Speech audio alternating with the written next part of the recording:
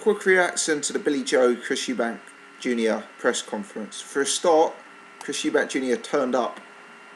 Secondly, he turned up without Ronnie Davis and without Chris Eubank Sr.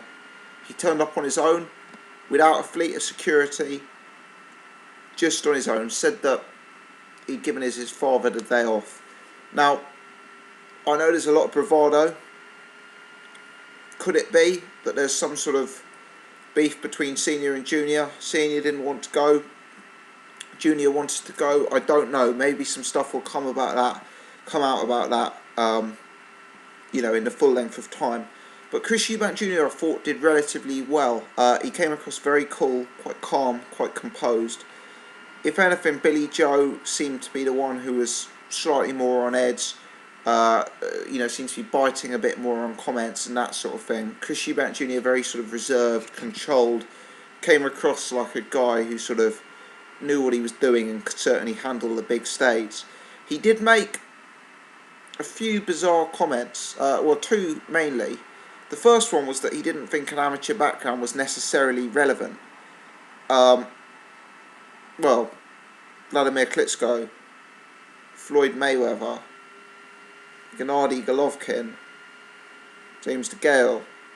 There's a few examples to suggest otherwise. Even further back, Muhammad Ali, George Foreman, etc. I could go on, but I won't. But I think it's a bit arrogant maybe to dismiss having a good amateur background just because that is not on your record, and Chris Eubank Jr. doesn't have Billy Joe's amateur record. So that was an interesting point of view. He also made two other comments. He said that he didn't need a trainer to give him advice in the corner. Ronnie Davis was there to put Vaseline on him if he needed a cut, but he didn't need any advice. He's his own man in the ring and he'll do what he wants to do. He knows exactly what he wants to do to Billy Joe, and he doesn't need any lectures from Ronnie Davis. For me, that seemed like a surprising comment. I don't know how well that's going to sit with Ronnie Davis. He's a well-respected guy, been in the game a long, long time, and I'm not sure how he'll feel about a young, relatively inexperienced fighter of his suggesting that he's merely there to put a Vaseline on. It sort of doesn't really give the respect to Ronnie Davis's in-ring record, in terms of the way his fighters have performed. I think the final thing that I took from it was that he asked Billy Joe at one point, will you stand and trade with me? If we go to war, will you have it with me in the centre of the ring? And Billy Joe and Jimmy Tibbs were quite insistent they were going to box to a game plan. Billy Joe would do what he was told. He's not going to let Eubank Jr. have it his way. And I think that is relevant. I think Chris Eubank Jr. knows maybe he might have a slight edge in power going into this fight. As I say, I'm not overly convinced by him as a power puncher. I'll do a video on my final thoughts of sort of technical breakdown, so I'll include more stuff on that then. But he's not overly a power puncher in my opinion. Billy Joe certainly isn't, but Eubank Jr. may have the edge in power, and he's sort of best when allowed to dominate and get on top of an opponent. So I think he knows he wants to have it in the centre of the ring if at all possible, create a bit more of a war.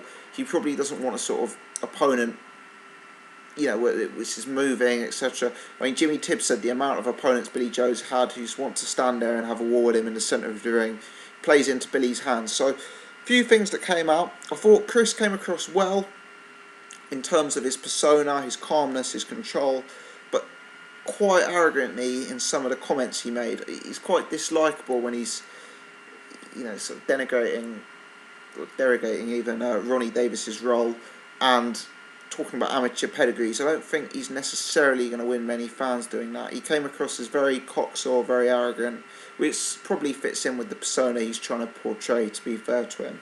But I think him asking Billy Joe to have it out with him in the centre of the ring, I mean, for me, that's the only way he's going to win this fight, because I don't think he's going to be able to. If Billy Joe keeps his head, boxes professionally, uses his footwork, uses his movement, uses his amateur pedigree, which Chris says isn't important, I think Billy Joe wins it on points. And it seemed interesting that Eubank Jr. seemed keen to make it about spirit and about, fighting to the death. and about, you know, going to war.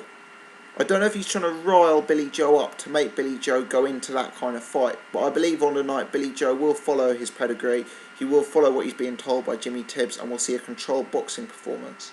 So, all in all, good to see Eubank Jr. turning up. He came across well, if not arrogantly, and I think the most relevant thing is him trying to turn this into a sort of dogfight, which I don't think is how it's going to go down on the night itself.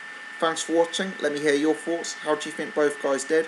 Did you think the points I've brought up about Ronnie Davis and about having it in the centre of the ring, etc., are relevant?